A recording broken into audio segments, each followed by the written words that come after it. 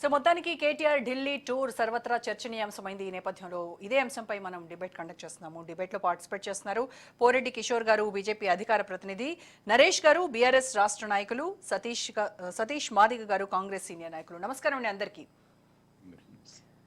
ముందుగా కిషోర్ గారు చెప్పండి.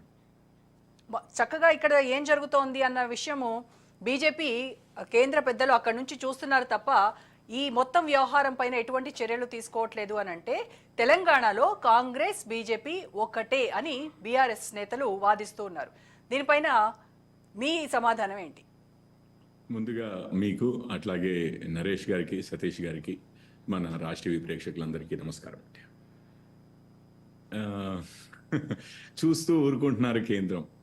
ఎందుకంటే లేదంటే యాక్చువల్గా అయితే సిబిఐని పంపించి ఇక్కడ కేసులు పెట్టి ఇటు కాంగ్రెస్ వారినో అటు బీఆర్ఎస్ వారినో అరెస్ట్ చేసి విచారణ చేపట్టాల్సిందే. అట్లా చేయట్లేదు బీజేపీ అంటే ఆబ్వియస్లీ ఇటు బీఆర్ఎస్ వారితో అటు కాంగ్రెస్ వారితో అందరితో కుమ్ముక్కైనట్టు అన్నది వారి వాదన. కానీ ఇద్దరు చూడండి, అసలు సిబిఐని రాష్ట్రంలోనికి రాకుండా చేసిందే బీఆర్ఎస్ వారు. ఈరోజు కేటీఆర్ గారు చర్యలు తీసుకోవట్లేదు కాంగ్రెస్ మీద అంటే ముందు అసలు సిబిఐని రాష్ట్రంలోకి అడుగుపెట్టడానికే అధికారం లేకుండా చట్టం చేసింది, ఆర్ జియో ఇష్యూ చేసింది బీఆర్ఎస్ వారు మొదటిది.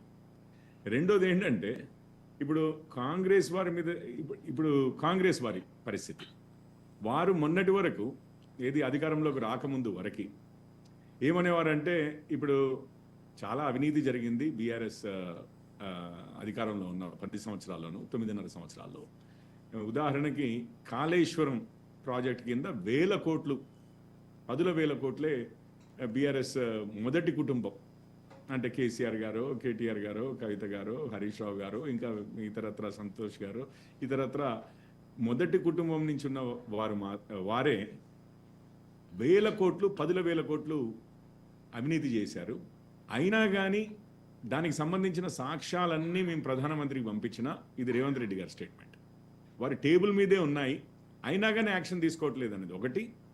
రెండోది ఏంటంటే కాళేశ్వరంది ఈ పిల్లర్లు కృంగిపోయినప్పుడు నవంబర్ 4వ తారీఖు అనుకుంటాను రాహుల్ గాంధీ గారు కాళేశ్వరం విజిట్ చేయడానికి వెళ్ళారు. అఫ్కోర్స్ కాంగ్రెస్ వారంతా వెళ్ళారు.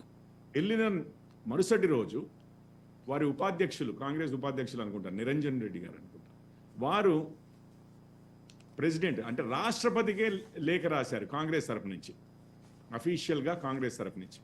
ఏమంటే ఇమీడియట్గా కేంద్ర ప్రభుత్వము సిబిఐని, ఈడీని పంపించి ఈ కాళేశ్వరం కుంభకోణాన్ని విచారణ జరిపించాలి అని చెప్పి.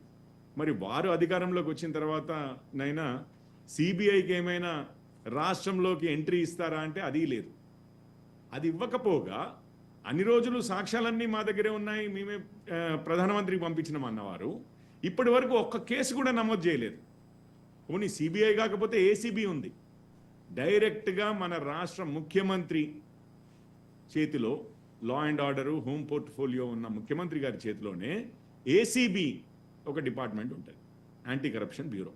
జరిగింది అవినీతి, దాన్ని కేసులు పెట్టి విచారణ చేసి అరెస్టులు చేయవలసింది ఏసీబీ.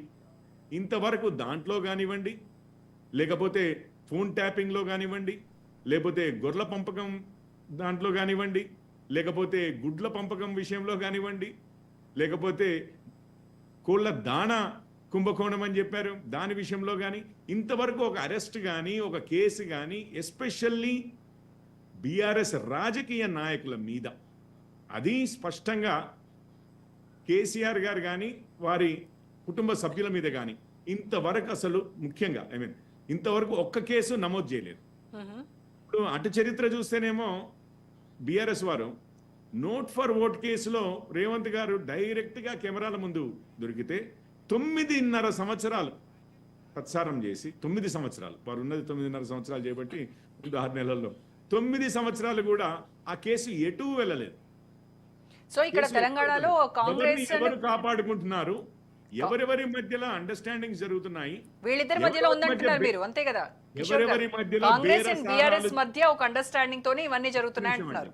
ఒకటి ఎవరెవరి మధ్యలో బేరసారాలు జరుగుతున్నాయి, ఎవరెవరు బేరాలు కుదరనప్పుడు ఈ గొడవలు చేస్తున్నారు, కొంచెం తగ్గించుకోవడానికో కాస్ట్ పెంచుకోవడానికో ప్రైస్, దీనికోసం గొడవలు చేస్తున్నారు అన్నది మనకు స్పష్టంగా తెలుస్తుంది. ఇద్దరి నైజం చూడండి, బీఆర్ఎస్ అధికారంలో ఉన్నప్పుడు కాంగ్రెస్ వైపైనా, కాంగ్రెస్ అధికారంలో ఉన్నప్పుడు బీఆర్ఎస్ వారైనా.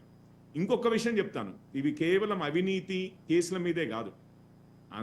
వారు గెలిస్తే వారి పార్టీలోకి వీరి ఎమ్మెల్యేలను పంపిస్తారు, వీరు గెలిస్తే వారి పార్టీలోకి వారి ఎమ్మెల్యేలను పంపిస్తారు.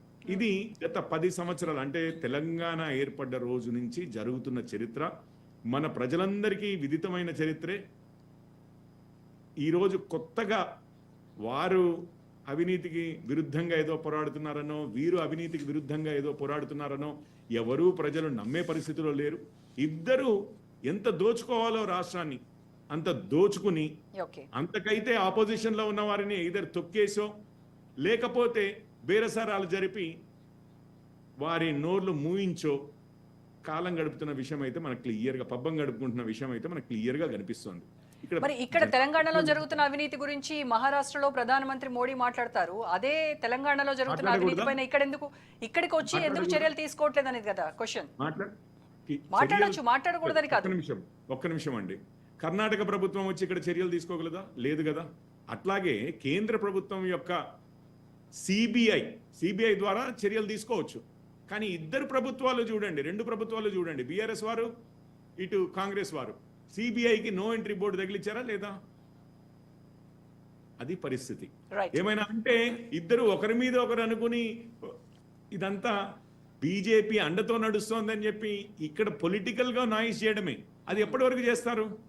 బేరం కుదిరేంత వరకు, ఒకరికొకరికి ఒక్కొక్క విషయం మీద బేరసారాలు ఒక కంక్లూజన్కి వచ్చేంత వరకు ఇదే గొడవ నడుస్తూ ఉంటది ప్రతిసారి కూడా. సో ఇప్పుడు బేరసారాలు కుదిరి ఒక కంక్లూజన్కి వస్తే ఇవన్నీ సమస్యపోతాయి అంటారు. ఇది అయిపోతాయండి. నెక్స్ట్ ఇష్యూ రైట్ కిషోర్ గారు, అప్పుడు ఏమవుతుందంటే, ఒక్క నిమిషం కిషోర్ గారు, మళ్ళీ మాట్లాడతారు మీతో. నరేష్ గారు